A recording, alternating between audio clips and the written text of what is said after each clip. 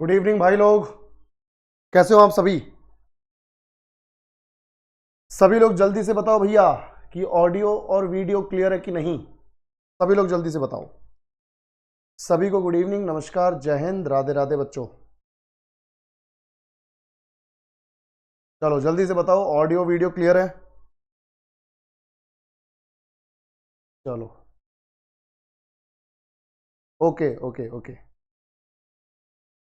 Good evening, good evening, सभी को good evening. जल्दी से 1 मिनट में सभी लोग जुड़ जाओ और फिर शुरू करते हैं हमारा आज का टेस्ट का डिस्कशन। भाई कल टेस्ट हुआ है, सिंपल क्वेश्चंस दिए हैं, जो हमने पढ़े थे वही क्वेश्चंस दिए हैं। जो टॉपिक हमने पढ़े, जिस तरह से पढ़े वहीं से क्वेश्चंस छांट के दिए हैं। तो मुझे लगता है कि टेस्ट बढ़िया हुआ होगा तुम्हारा, है ना भाई। टेस्ट बढ़िया हुआ है कि नहीं हुआ है, बताओ भैया जल्दी से। टेस्ट हुआ बढ़िया कि नहीं।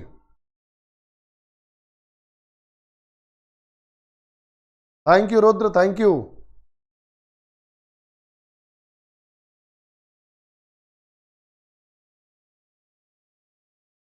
चलो बढ़िया, चलो वेरी गुड वेरी गुड। अगर टेस्ट अच्छे हो रहे हैं इसका मतलब बढ़िया समझ में आ रहा है तुम्हें, बढ़िया पढ़ाई कर रहे हो तुम, ठीक है। रिजल्ट अभी विजिबल नहीं है, कोई नहीं, हो जाएगा, टेंशन क्यों ले रहे हो जाएगा। अरे प्रभात बाबू क्या बोल रहे हो, ये सब तो हमको कोई नहीं बोला है रे। चलो आ जाएगा रिजल्ट, जल्दी आ जाएगा। एनीवेज,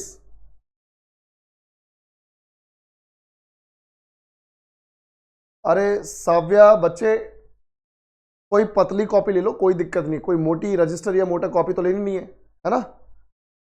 चलो थैंक यू अभिषेक। पीडीएफ डलवा तो दी भाई, कितनी बार डलवाओगे। Very good साव्या। चलो चलो बेटा शुरू करते हैं। कल का जो टेस्ट हुआ था, उसको एक बार डिस्कस करते हैं। और एक फ्रेश इवेंट, एक नया इवेंट इसी टेस्ट के क्वेश्चंस के बाद मैंने डाले हुए हैं 2-3 क्वेश्चंस, ठीक है। एक फ्रेश इवेंट से 2-3 क्वेश्चंस और डाले हुए हैं, तो फटाफट से टेस्ट के क्वेश्चंस को डिस्कस करते हैं। एक थोड़ा रिवीजन भी हो जाएगा और साथ ही साथ तुम्हें पता चल जाएगा कि तुमने क्या गलती की है या आगे क्या करेक्शन करनी है, ठीक है बेटा। आ जाएंगे, टेस्ट का रिजल्ट आ जाएगा, टेंशन ना लो, थोड़ी देर में आ जाएगा। चलो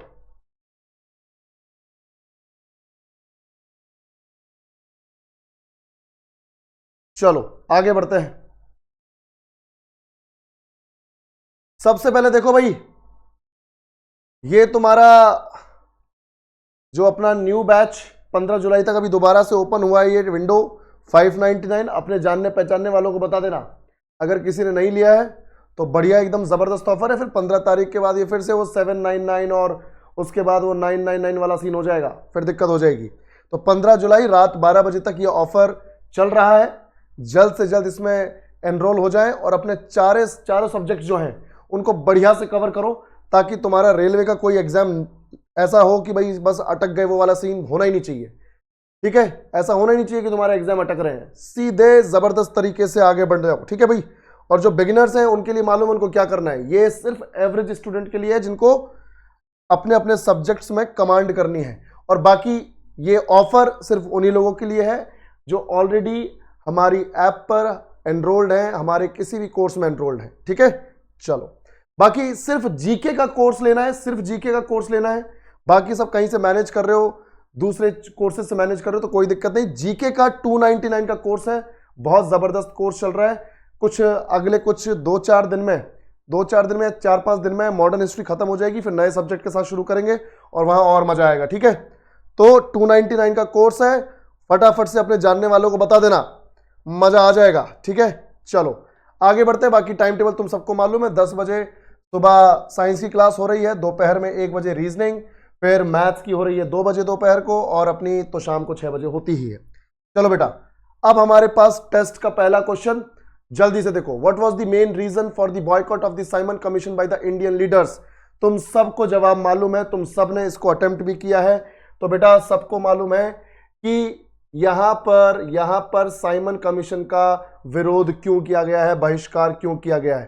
क्योंकि it did not include any Indian members. इसमें कोई भी भारतीय सदस्य शामिल नहीं था। और तुम सब जानते हो कि भैया साइमन कमीशन जो है वो आया है, साइमन कमीशन आया है 3 फरवरी को इंडिया में। 3 फरवरी है ना, 3 फरवरी 1928 को साइमन कमीशन इंडिया आ गया था। और साइमन कमीशन का जो हेड था, साइमन कमीशन का जो हेड था उसका नाम था जॉन साइमन। ठीक है भाई, जो अध्यक्ष था, जो हेड था, अध्यक्ष का नाम क्या है? John Simon. और इसको मिला के इस पूरे कमीशन में 7 मेंबर्स थे, 7 सदस्य थे और ससुरे सातों के साथ अंग्रेज थे। और हमारे लोगों को दिक्कत यह थी कि अगर साइमन कमीशन अगले 10 साल का संविधान बनाने आया है तो कम से कम एक आधा मेंबर तो इंडियन रखो ससुरो, एक आधा मेंबर तो इंडियन रखो, ताकि कम से कम तुम्हें यह पता रहे कि हमारी डिमांड्स क्या है, हमारी एक्सपेक्टेशंस क्या है। तुम साले सातों के साथ अंग्रेज आ गए यहाँ पे, तुमको मालूम है हमारी डिमांड्स क्या है, हम क्या तुमसे एक्सपेक्ट करते हैं, आ गए हमारा संविधान लिखने। ठीक है, तो इस तरीके से 3 फरवरी को ये मुंबई पहुंचे, यानी उस जमाने का बॉम्बे। और जैसे ही बॉम्बे पहुंचे तो तुम सब जानते हो कि बॉम्बे में साइमन कमीशन के अगेंस्ट जबरदस्त हड़ताल हुई, जुलूस निकले, रैलियां निकले और प्ले कार्ड्स दिखाए गए इनको कि Simon go back, Simon go back, है ना भाई। तो बॉम्बे में हड़ताल, पूरा बॉम्बे बंद हो गया, बॉम्बे में चक्का जाम हो गया। और मैंने तुम्हें बताया था इसी साइमन कमीशन की वजह से लाहौर में हंगामा हुआ। और लाहौर में तुम सब जानते हो कि लाहौर में हमारे लाला लाजपत राय को लाठी पड़ गई, लाठी चार्ज में, और वो सीरियसली हेड इंजर हो गए। और उसके बाद वो कभी उठ ही नहीं पाए और अल्टीमेटली 7-8 महीने बाद उनकी डेथ हो गई कार्डियक अरेस्ट से, दिल की धड़कन रुकने से। और इस तरह से हमने एक बहुत ही ज़बरदस्त, बहुत ही फेमस एक्सट्रीमिस्ट लीडर को खो दिया। ठीक है, तो लाला लाजपत राय की यहां पर इस वजह से, इस साइमन कमीशन की वजह से डेथ हो गई। और तुम सब जानते हो कि साइमन कमीशन को हमने भगा दिया, ये टिक ही नहीं पाए और इनको यहां से भागना पड़ा। साइमन गो बैक का जो नारा है वो हमारा सक्सेसफुल हो गया, इनको बिना संविधान बनाए यहां से भागना पड़ा।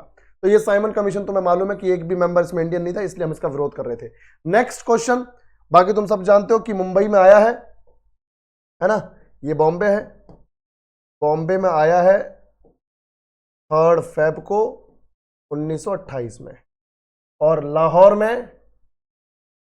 में इसने कांड करवा दिया है, ठीक है, लाठी चार्ज करके। तो लाहौर में ये मार्च अप्रैल के मंथ में पहुंचा था, मार्च और अप्रैल 1928। ठीक है, चलो उसके बाद next question, the Nehru report was significant because it, Nehru report महत्वपूर्ण थी क्योंकि यह, इसने क्या किया? क्योंकि it proposed a dominion status for India within the British empire. यानी इसने डिमांड की थी कि भाई हमें ब्रिटिश साम्राज्य के भीतर ही एक प्रभुत्व का दर्जा प्रदान कर दिया जाए, है ना भाई। मतलब हमें डोमिनियन स्टेट का स्टेटस दे दिया जाए, यानी आधी आजादी दे दी जाए। कानून, रूल्स एंड रेगुलेशंस तुम बना लो, पर उनको इंप्लीमेंट करने की पावर हमें दे दो, कम से कम इतनी आजादी तो दे दो, आधी आजादी तो दे दो। यही इनसे डिमांड कर रहे थे। और एक हमने यहाँ पे ये बोल दिया था, मोतीलाल नेहरू ने ये बोल दिया था कि भाई मुसलमानों को सेपरेट इलेक्टोरेट्स नहीं मिलेंगे, इनफैक्ट किसी को सेपरेट इलेक्टोरेट्स नहीं मिलेंगे, जिसमें दम है चुनाव लड़े, जीते और लोगों को सर्व करे। बिल्कुल, चलो बहुत बढ़िया, चलो तो बी इसका सही था। चलो आगे बढ़ते हैं। और नेहरू रिपोर्ट याद है ना, कौन से नेहरू से रिपोर्ट है? चचा नेहरू से कि पापा नेहरू से? भाई जल्दी से बताओ, कमेंट सेक्शन में बताओ, चचा नेहरू से अपना रिलेटेड है कि पापा नेहरू से रिपोर्ट अपना रिलेटेड है? जल्दी बताओ, जल्दी।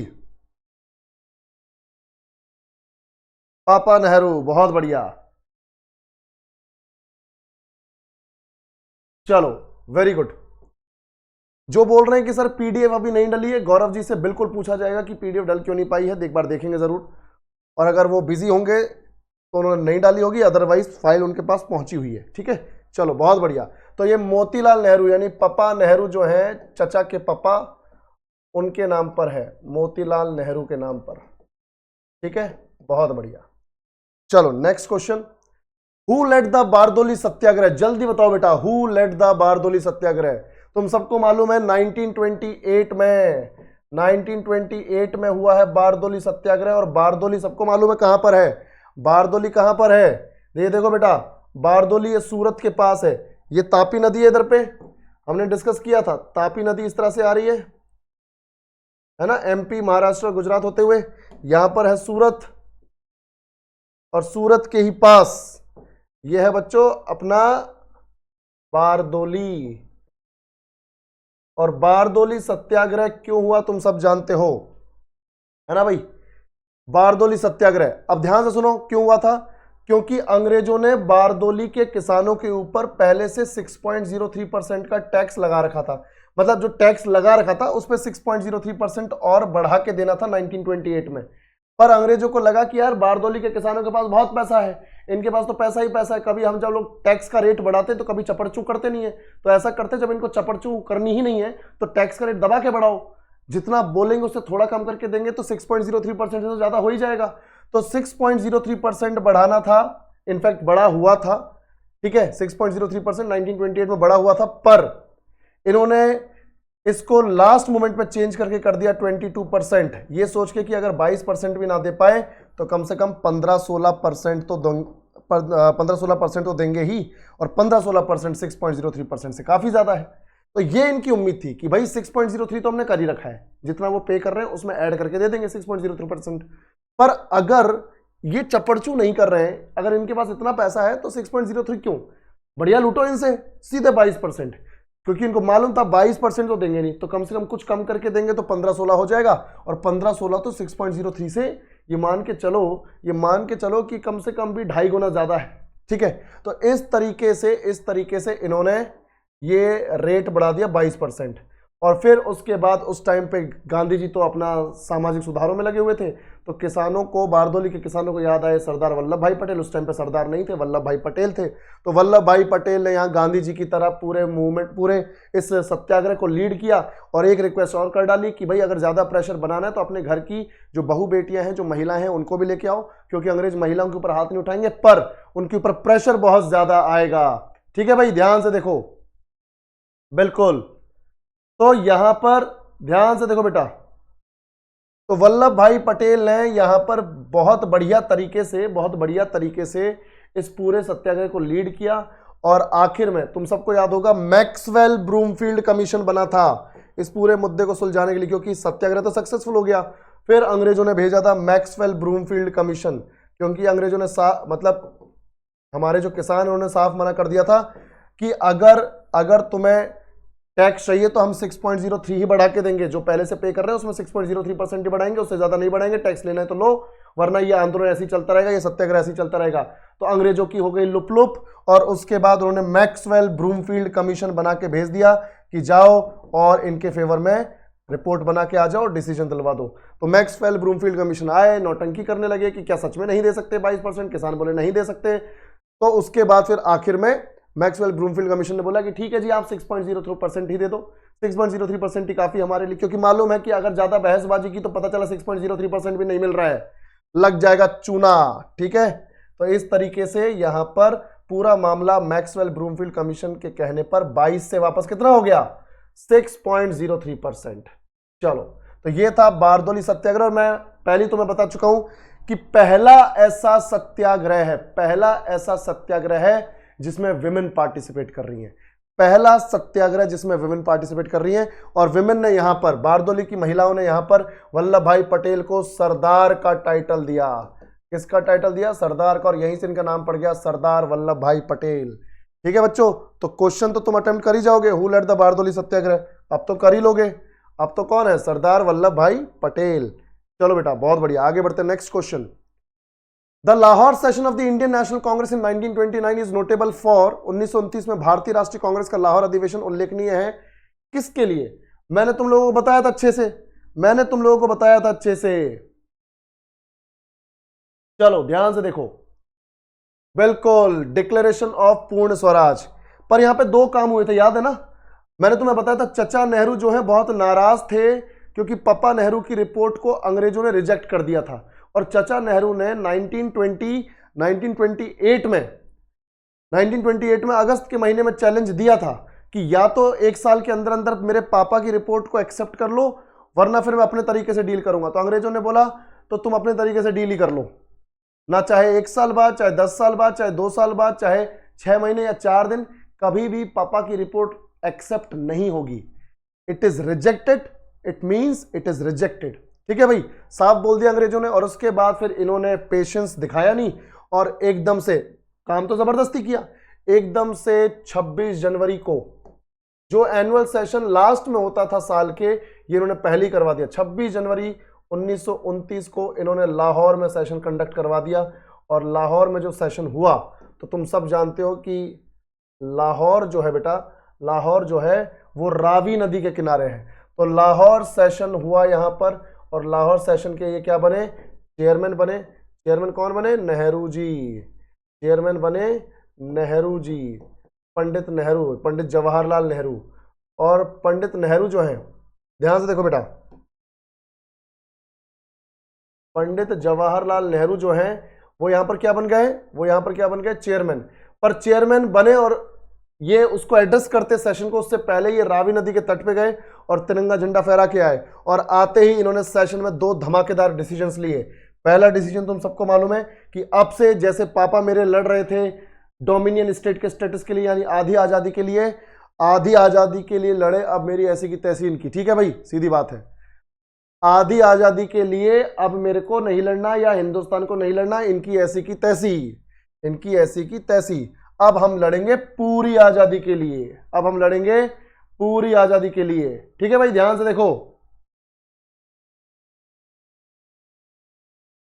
चलो देखो भाई,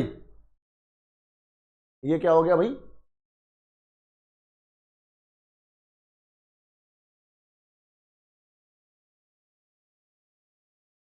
बिल्कुल बिल्कुल, ये तो सही बात है विवेक शर्मा, ये तो मेरे को भी फील होता है बेटा। तो देखो भाई, ध्यान से देखो, यहां पर 2 डिसीजन क्या लिए इन्होंने, बोला अब से हम लड़ेंगे पूर्ण स्वराज के लिए। भाई भाड़ में जाए इनका आधा स्वराज, साला संविधान भी हम बनाएंगे और उसको इंप्लीमेंट भी हम करेंगे। कोई संविधान इनके भरोसे नहीं छोड़ना, हम संविधान बनाएंगे, हम ही संविधान इंप्लीमेंट करेंगे और ये सिचुएशन हम ला के रहेंगे। तो पूर्ण स्वराज का डिक्लेरेशन पहली बार हिंदुस्तान में 1929 के लाहौर सेशन में पंडित नेहरू ने किया। और उसके बाद इन्होंने ये बोला अंग्रेजों के दिखाने के लिए कि ससुरो देखो हम कितने सीरियस हैं, कि हम 26 मतलब हम कितने सीरियस हैं कि हम आजादी लेके रहेंगे, हम पूर्ण स्वराज लेके रहेंगे। ये दिखाने के लिए उन्होंने क्या बोला कि अब से इस डेट को, यानी जिस डेट को ये हो रहा है सेशन, अब से इसी डेट को अगले साल से हम सेलिब्रेट किया करेंगे। यानी 26 जनवरी 1930 से हम सेलिब्रेट करना शुरू कर रहे हैं सिंबॉलिक इंडिपेंडेंस डे, सांकेतिक स्वतंत्रता दिवस। सिंबॉलिक इंडिपेंडेंस डे, सांकेतिक स्वतंत्रता दिवस। और ये तब तक सेलिब्रेट करते रहेंगे जब तक ससुरा आजादी ना मिल जाए। और ये हमने तब तक सेलिब्रेट किया जब तक हमें आजादी नहीं मिल गई। और ये हमने कब तक सेलिब्रेट किया, ये हमने किया 15 अगस्त 1947 को, यानी 18 साल तक हमने सेलिब्रेट किया है एक ऐसे डे को जिसके साथ हमारा इमोशनल अटैचमेंट बन गया इन 18 सालों में। तो 15 अगस्त 1947 तक भी हमने इस डे को सेलिब्रेट किया है as our symbolic independence day, सांकेतिक स्वतंत्रता दिवस के तौर पर।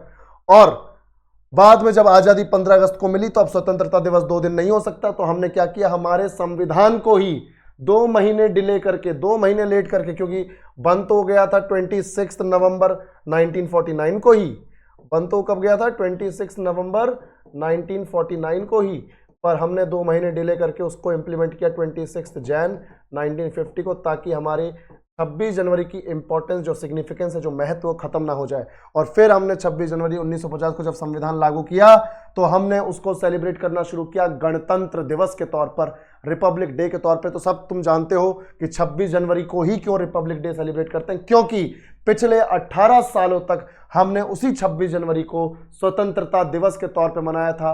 हिंदुस्तान का इमोशनल कनेक्ट था उस डेट के साथ, और उस डेट की इंपॉर्टेंस को हम खोना नहीं चाहते थे। समझ में आया कि नहीं? Very good, very good. तो ये था पूर्ण स्वराज, याद है ना बेटा? तो अब हमारे पास जो ये यहां पर सवाल है, अब उसका आंसर तो तुम्हें मिल ही गया। अब नेक्स्ट क्वेश्चन देखो, what was the primary objective of the Dandi march led by Mahatma Gandhi? भाई जल्दी बताओ, सबको मालूम है कि महात्मा गांधी के दांडी मार्च का ऑब्जेक्टिव क्या था? ऑब्जेक्टिव था break the salt laws imposed by the British. तुम सब जानते हो कि भैया 1882 में अंग्रेजों ने क्या बनाया था? Salt law 1882। जिसके तहत नमक बनाने का राइट और बेचने का राइट, नमक बेचने का राइट यानी बेचने का अधिकार, बनाने का अधिकार और बेचने का अधिकार दोनों ही किसके पास थे? इन ससुरे अंग्रेजों के पास, ब्रिटिश के पास, अंग्रेजों के पास थे। तो हमारे जो कोस्टल एरियाज में जो लोग रह रहे थे, जिनका बेचारों का काम ही नमक बनाने का था, उनके तो धंधे की ऐसी तैसी कर दी साले अंग्रेजों ने, ठीक है, उनको भूखा मार दिया, इन्होंने गरीबी में मार दिया। तो याद रखो कि ब्रिटिश ने नमक बनाने और बेचने का राइट अपने पास रखा और महंगी कीमतों पर नमक को बेचना शुरू कर दिया, क्योंकि मालूम है कि नमक जैसी बेसिक चीज गरीब भी खाता है, अमीर भी खाता है, और एलिट भी खाता है, और पुअर भी खाता है। सब कोई इस नमक को यूज कर रहे हैं, तो सब लोग खरीदेंगे, चाहे कितना भी रेट बढ़ा दो। तो इन्होंने फिर उस चीज का फायदा उठाया, और उसके बाद यहां पर यही मुद्दा गांधी जी ने उठा लिया। उन्होंने, अंग्रेजों ने साफ साफ बोला था कि अगर नमक बनाने का और बेचने का राइट उल्लंघन होगा हमारा, अगर कोई हिंदुस्तानी इसे बेचेगा या इसको मैन्युफैक्चर करेगा, बनाएगा, तो वो तो गया, ये तो एक तरीके से पूरा का पूरा एक अपराध है, ठीक है, पूरा का पूरा क्या है? अपराध है, क्राइम है, ऑफेंस है। इस तरीके के अंग्रेजों ने उन्हें बना रखा था। पर गांधी जी ने इसी सॉल्ट लॉ की ऐसी तैसी कर दी। 6 अप्रैल सुबह 6:30 बजे पहुंचकर इसी नमक कानून की धज्जियां उड़ा दी गांधी जी ने। कहां पहुंचकर? डांडी, ठीक है। और इसका पर्पस यही था कि ये जो सॉल्ट एक्ट है ये पूरी तरह से हिंदुस्तान से खत्म हो जाए, और हुआ भी, पर बहुत धीरे धीरे, बहुत तेज नहीं, ठीक है। तो यहां पर आंसर हो गया कि भाई प्राइमरी ऑब्जेक्टिव क्या था दांडी मार्च का? कि नमक कानून को तोड़ना, क्योंकि वो बहुत ज्यादा एक्सप्लॉइटेटिव था, गरीब से गरीब आदमी भी पिस रहा था, ठीक है भाई। चलो, तो ये हो गया हमारा दांडी मार्च का उद्देश्य। चलो बेटा आगे बढ़ते हैं। Next question, which event marked the beginning of the civil disobedience movement? Civil disobedience movement, सविनय अवज्ञा आंदोलन की शुरुआत कहां से हुई थी? तुम सबको मालूम है किस घटना से हुई थी? दांडी मार्च से ही तो शुरू हुई। दांडी मार्च बेटा सब लोग देखो, दांडी मार्च शुरू हुआ 12 मार्च को, है ना, 12 मार्च 1930 को शुरू हुआ, और ये खत्म हुआ 26 अप्रैल 1930 को। तो 26 अप्रैल नहीं, थोड़ी सी गलती हो गई, 6 अप्रैल, हाँ 12 मार्च से चला और 6 अप्रैल, मेरे दिमाग में 24 डेज रह गए। तो 12 मार्च से 6 अप्रैल 1930 तक ये चला 24 डेज के लिए, हर दिन 10 मील की दूरी तय की है यहाँ पर, और इस हिसाब से 240 मील गांधी जी और उनके साथियों ने पैदल यात्रा की है, जिसका मतलब है 386 किलोमीटर की यात्रा इन्होंने पैदल की है, 386 किलोमीटर की यात्रा पैदल की है। और इस पूरे इंसिडेंट को तुम्हें याद होगा कवर कर रहा था एक अमेरिकन न्यूज मैगजीन का जर्नलिस्ट। उस अमेरिकन न्यूज मैगजीन का नाम था टाइम। न्यूज मैगजीन का नाम क्या है बच्चों? टाइम। और इस पूरे इस दांडी मार्च को टाइम जो न्यूज मैगजीन है वो कवर कर रही थी, और जो जर्नलिस्ट था उसका नाम था वेब मिलर। कौन सा नाम है बच्चों? Web Miller. तो वेब मिलर जो है वो यहां पर इस पूरे इंसिडेंट को रिकॉर्ड कर लेता है, ठीक है। तो तुम सबको मालूम है कि 6 अप्रैल को 12 मार्च को अहमदाबाद के अपने साबरमती आश्रम से, अहमदाबाद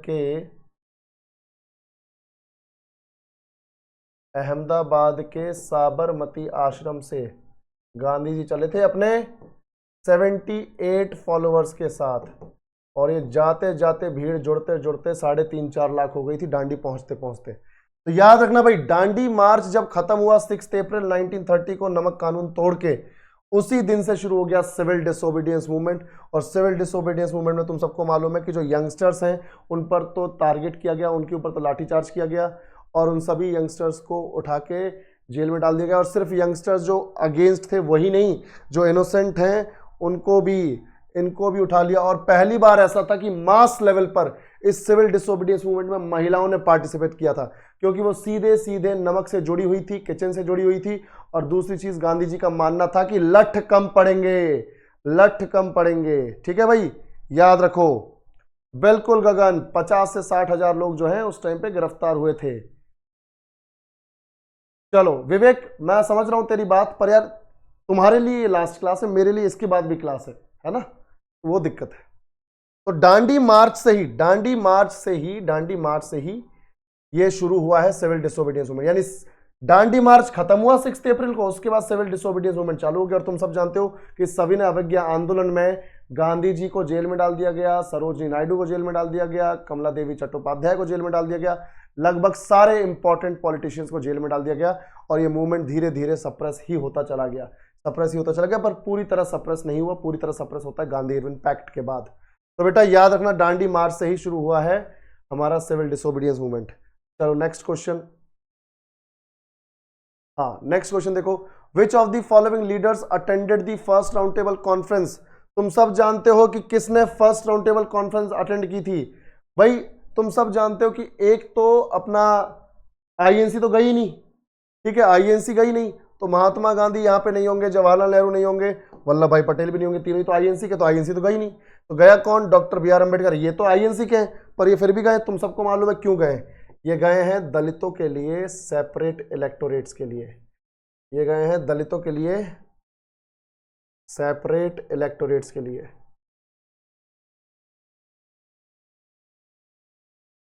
कि भाई हमारा शोषण हुआ है हजारों सालों से और हमें भी सेपरेट इलेक्टोरेट्स यानी पृथक निर्वाचन क्षेत्र की जरूरत है, ताकि हम वहां से चुनाव लड़ें, हमारे ही लोग वोट डालें, हम जीते और हमारे समाज का भला करें, क्योंकि हमारा एक्सप्लॉइटेशन बहुत ज्यादा हो चुका हजारों सालों में। तो बात तो बिल्कुल ठीक है। तो बी आर अम्बेडकर जो है यहाँ पर किस लिए जा रहे हैं? दलितों के लिए सेपरेट इलेक्टोरेट्स मांगने के लिए।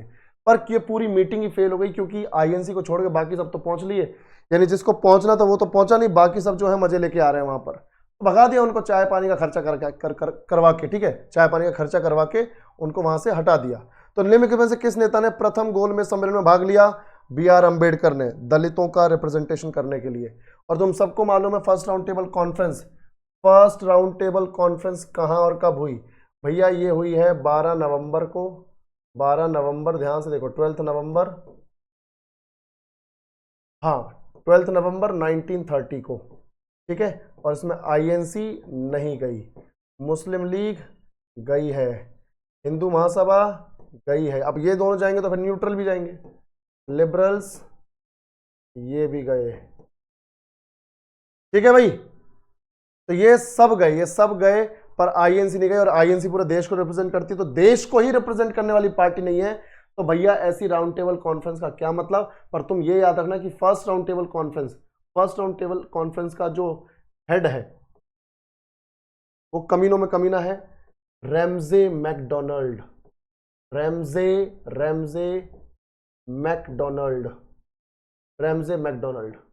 ठीक है, ये हेड था। और इसका उद्घाटन तुम्हें याद है, पहली बार जब इसका उद्घाटन हो रहा है, पहली बार कोई राउंड टेबल कॉन्फ्रेंस ऐसी हो रही है कि हिंदुस्तानियों को इनके बराबर जाके बात करने का मौका मिल रहा है, तो इसे बोला गया फर्स्ट राउंड टेबल कॉन्फ्रेंस के टाइम पर। ध्यान से देखो,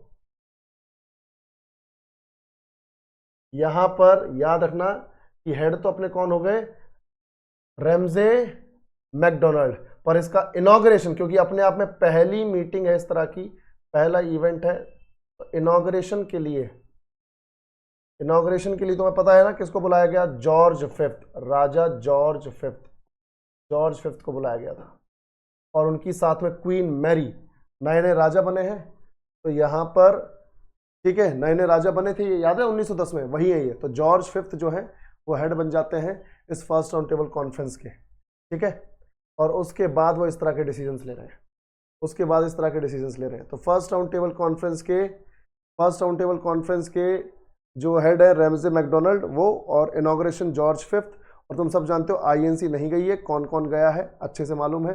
और तुम्हें मालूम है कि बी आर अम्बेडकर किस लिए गए? आईएनसी के, पर सेपरेट इलेक्टोरेट्स के लिए गए हैं।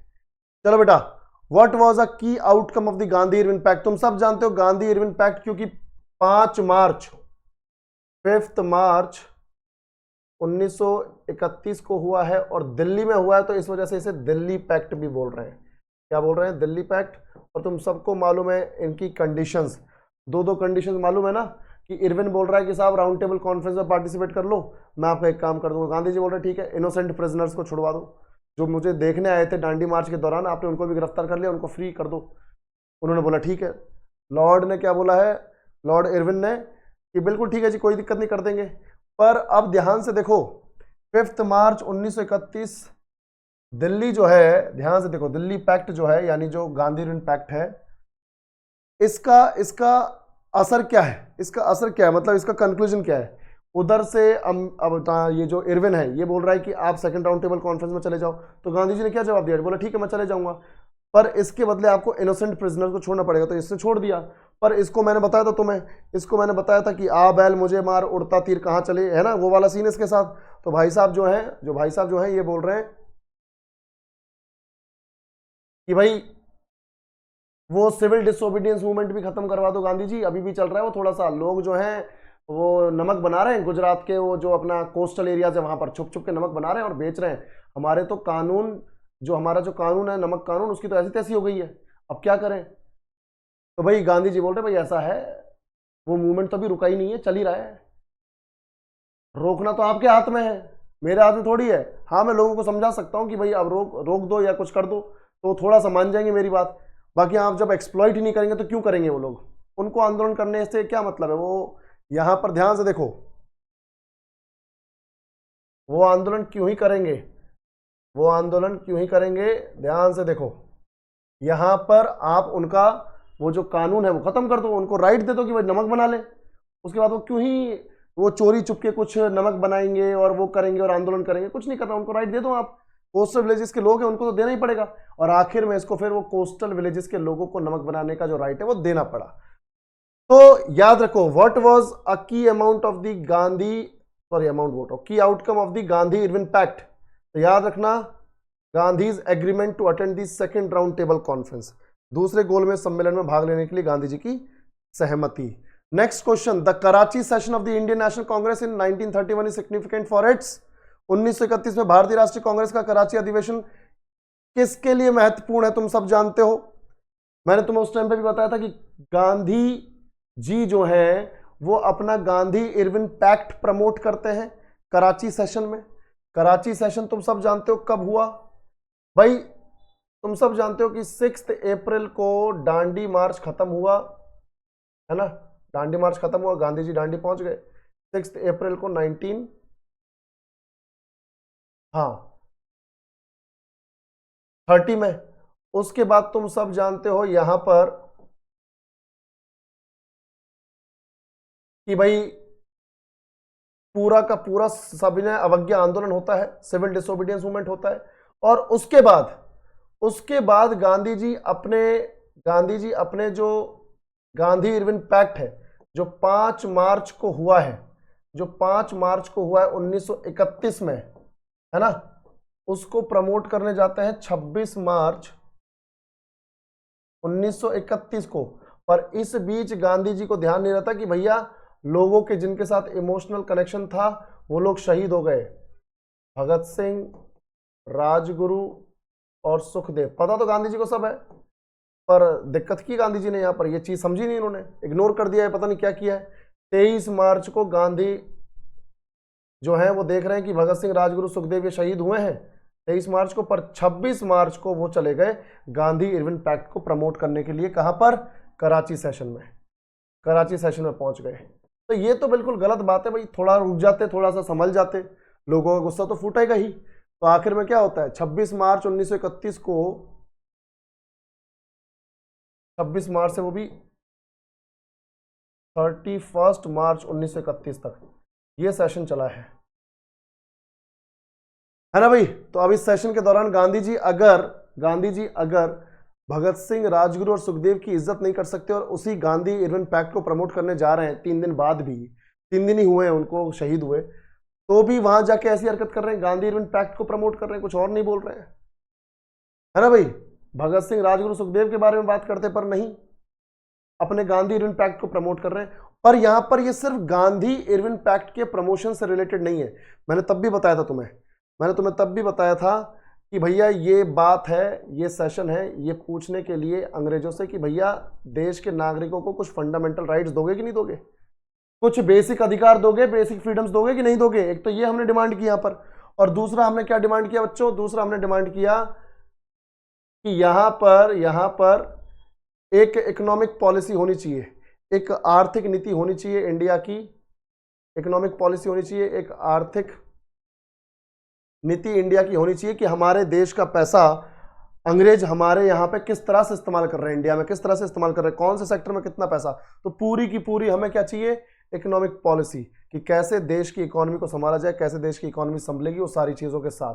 तो याद रखना बच्चों, यहां पर रेजोल्यूशन ऑन फंडामेंटल राइट्स और इकोनॉमिक पॉलिसी भी आया है, और साथ ही साथ गांधी इरविन पैक्ट भी प्रमोट हुआ है। ठीक है बच्चों, तो आंसर तुम्हें मालूम है, मौलिक अधिकार और आर्थिक नीति पर पहली बार संकल्प लिया गया है। अब देखो, अब हमारे पास यहां पर which of the following was not a part of the civil disobedience movement, which of the following was not a part of the civil disobedience movement. बताओ इनमें से जल्दी से कौन सा सिविल डिसोबीडियंस मूवमेंट का पार्ट नहीं था? बॉयकॉट ऑफ फॉरेन गुड्स, बिल्कुल भाई, जो हमने स्वदेशी और बॉयकॉट मूवमेंट में किया, जो हमने अपना नॉन कॉपरेशन मूवमेंट में किया, असहयोग में, वही हम सिविल डिसोबीडियंस में कर रहे हैं। हमने बॉयकॉट कर दिया जो बाहर की वस्तुएं आ रही हो सबकी, है ना भाई, चाहे वो कुछ भी हो, चाहे कपड़े हो, लत्ते हो, कुछ भी हो, हमने मना कर दिया। हमने कपड़ों में तो आग लगा दी, बोला कपड़ों में तो आग लगाओ साला, ये कुछ भी नहीं पहनना इनके कॉटन के कपड़े। तो हमने बॉयकॉट किया फॉरेन गुड्स का, हमने टैक्स पे करना बंद कर दिया, डिफाइंस ऑफ फॉरेस्ट लॉज, हमने वन कानूनों की अवहेलना कर दी, उनकी ऐसी तैसी कर दी। पर हम लोगों ने कभी सशस्त्र विद्रोह नहीं किया। अंग्रेजों ने उल्टा हमारे ऊपर दिक्कत दी है, हमने कभी सशस्त्र विद्रोह यानी शस्त्र के साथ कभी कोई हमने यहां पर हरकत नहीं की है। तो आर्म्ड रेबिलियन, सशस्त्र विद्रोह, ठीक है। तो याद रखो, which of the following was not a part of civil disobedience movement, यानी सिविल डिसोबीडियंस मूवमेंट, सविनय आंदोलन के दौरान इनमें से कौन सी चीज नहीं हुई? तो सशस्त्र विद्रोह नहीं हुआ, बाकी सारी चीजें हुई हैं। ठीक है भाई, चलो, तो आंसर हो गया हमारा C. Next question, quit India movement was also known as, अच्छा एक चीज देखो यहां पर, ये क्विट इंडिया मूवमेंट है, तो इसको 1942 से ये क्वेश्चन में लाया था आज के लिए, पर कहानी थोड़ी सी लंबी हो जाएगी, तो इसीलिए इसको यहां से रुक जाओ। 1942 से लेके अब हमें कवर करना है 1942, 44 और 46।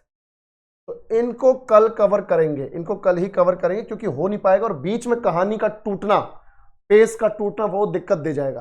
तो कल हम इसको कवर करेंगे बेटा, कल हम इसको कवर करेंगे 1942 से लेके 46 तक, और परसों की क्लास में तुम्हारा ये खत्म हो जाएगा पूरा सेक्शन ही, 1885 से 1950 तक का सेक्शन खत्म हो जाएगा। तो 1942 से 46 कल कवर करेंगे, जिसमें क्विट इंडिया मूवमेंट वगैरह सब आ जाएगा। ठीक है, तो ये क्वेश्चन मैं वहां ऐड कर दूंगा, तो तुम जल्दी से याद रखो, ये वाला क्वेश्चन है, फिर अपना ये वाला क्वेश्चन है, उसके बाद ये वाला क्वेश्चन है, इनको मैं आगे कल की स्लाइड में ऐड कर दूंगा। तो कल, वैसे कल क्या है, सैटरडे है ना, कल तो सैटरडे, यहाँ कोई दिक्कत नहीं। ठीक है, कल सैटरडे, कल क्लास होती है तुम्हारी? हाँ भाई, क्लास होती है तुम्हारी? अच्छा, तुम मुझसे पूछ रहे हो, बहुत बढ़िया सनी राजपूत। अच्छा, सैटरडे संडे नहीं होती है, ठीक है। अच्छा, मुझे बस एक बात बता दो, मुझे बस एक बात बता दो, कोई एक दिन हमारा हफ्ते में ऐसा गया है जिसमें क्लास नहीं हुई हो? जल्दी बताओ। बिल्कुल बिल्कुल, मुझे एक बात बता दो, हमारी कोई बीच में ब्रेक लगाएगा किसी क्लास में? पीडीएफ बेटा आ जाएगी अमर।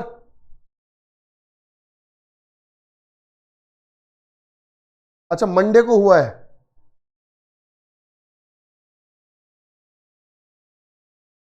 ठीक है, तो बस ठीक है भाई, कल क्लास है, झंझट खत्म, कल क्लास है। मंडे को हुई है ना, मंडे को हुई है, ठीक है, बिल्कुल बिल्कुल, कल क्लास है, अपने सेम टाइम पे 6 बजे क्लास है, और कल 1942 से 46 तक कवर करेंगे। ठीक है, चलो, है ना, शाम को 6 बजे सेम टाइम।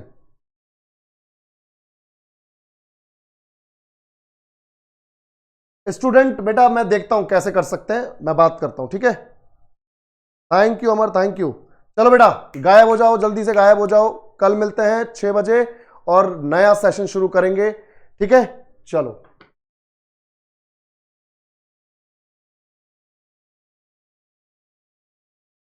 अच्छा अयान, वो इसलिए क्योंकि उन्होंने सेकंड राउंड क्या बोलते हैं, सेकंड सिविल डिसोबीडियंस मूवमेंट चालू कर दिया था, और अंग्रेजों को लग रहा था कि कहीं फिर से भीड़ इकट्ठी ना हो जाए, इसलिए इनको उठा के जेल में डालो। ठीक है अयान, चलो कल आजादी, कल नहीं परसों मिलेगी आजादी, मतलब मंडे को मिलेगी आजादी। ठीक है चलो बेटा, thank you so much, take care, bye bye. बिल्कुल बिल्कुल, पीडीएफ अभी आ जाएगी थोड़ी देर में, टेंशन ना लो।